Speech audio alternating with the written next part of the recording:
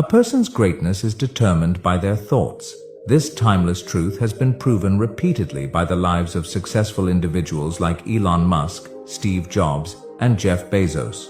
Napoleon Hill, in his famous book Think and Grow Rich, said, "What you think about, you become." But if that's true, why do so many people struggle to succeed? Do they not think about their future? Do they fail to see their own potential? Today's story will uncover the answers to these questions and teach you a powerful lesson. Once, in a busy railway station, there lived a beggar.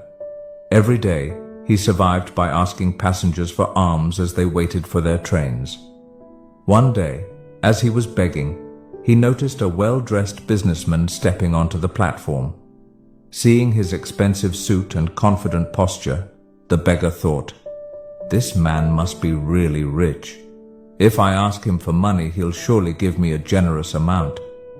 With this hope, the beggar approached the businessman and stretched out his hand. But instead of giving him money, the businessman looked at him and asked, "Do you always just take from others? Have you ever given anything to anyone?" The beggar was startled. He had never heard such a question before. Confused, he replied, "Sir, I'm just a beggar. I survive by asking for alms. I have nothing to give to anyone." The businessman smiled slightly and said, "If you believe you have nothing to give, then you also have no right to ask for anything. I am a businessman. I believe in exchange. If you can offer me something, I can give you something in return. But if you have nothing to give, I cannot give you anything either." Saying this, the businessman boarded his train and left. The beggar stood there, stunned. He kept replaying the businessman's words in his mind. "I have been begging for so long, but no one has ever said this to me before." He wasn't rude, but he spoke the truth. If I can't offer anything in return, then why should people give me anything? For the first time, the beggar realized that maybe this was why people never gave him much money, because he offered them nothing in return. That night he lay awake, deep in thought. "But what can I give? I am just a beggar. I have nothing." Yet the businessman's words kept echoing in his mind. "If you want to receive, you must first give." 2 days passed. The beggar didn't ask anyone for money. He was too busy thinking. On the third day, while sitting at the station, he noticed a patch of wildflowers blooming near the tracks. Their vibrant colors caught his eye, and suddenly, an idea struck him. What if, instead of just taking, I offer something in return? What if I give people a flower every time they give me alms? Determined, he walked over, gently plucked a handful of flowers, and went back to his usual spot. When someone handed him a coin, he smiled and offered them a flower in return. Surprisingly, people accepted the flowers with joy. Some even smiled and thanked him.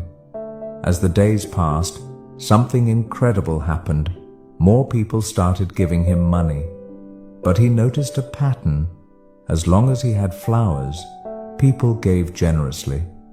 When he ran out of flowers, the donations decreased. So it's true. People like to receive something in return, he thought. One day, as he was handing out flowers in exchange for alms, he spotted the businessman again, sitting in the train. Excited, he rushed over and said, "Sir, today I have something to give you. If you give me money, I will give you flowers in return." The businessman smiled, handed him some cash, and took a few flowers. "You have truly understood the value of exchange," he said. "Today, you are no longer just a beggar. You have become a businessman." The train arrived at the next station, and the businessman stepped off. The beggar stood there, watching him go. His words sparked a new thought in his mind. Am I really a businessman now? For a long time, he pondered over it. Then, suddenly, he realized something. I now know the secret of success. I am not just a beggar, I am a trader. People aren't giving me money out of pity. They are paying for the flowers I give them. This means I have a business. Excited, he made a bold decision. That day he left the railway station and never returned as a beggar again. 6 months later. At the same railway station, two well-dressed men met. They exchanged a handshake, but one of them had a curious look. "Do I know you?" one man asked. The other smiled and replied, "Yes, we've met twice before, right here, on this very train." The first man frowned, trying to remember. Then his eyes widened in surprise.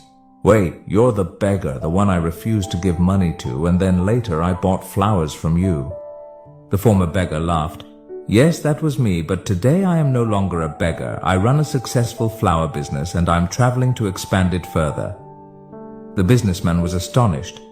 "That's incredible. What changed?" The flower seller smiled. "You taught me one of life's greatest truths.